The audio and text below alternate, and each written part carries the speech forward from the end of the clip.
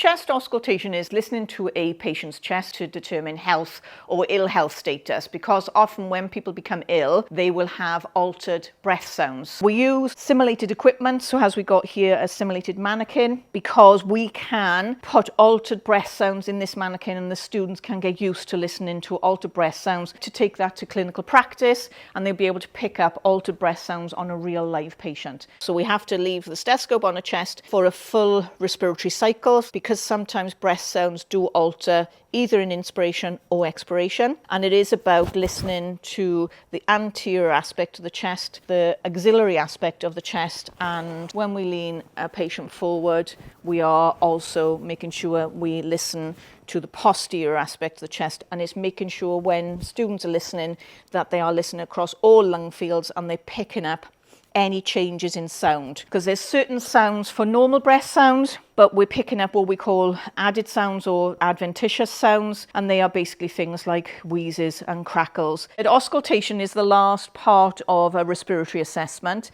but it gives that clinician, that nurse, clues of what may be going on, and sometimes it helps with diagnosing patients. But for nurses, is usually working with other healthcare professionals, namely medics or advanced practitioners, to then determine what treatment and what management we have to do for our patients.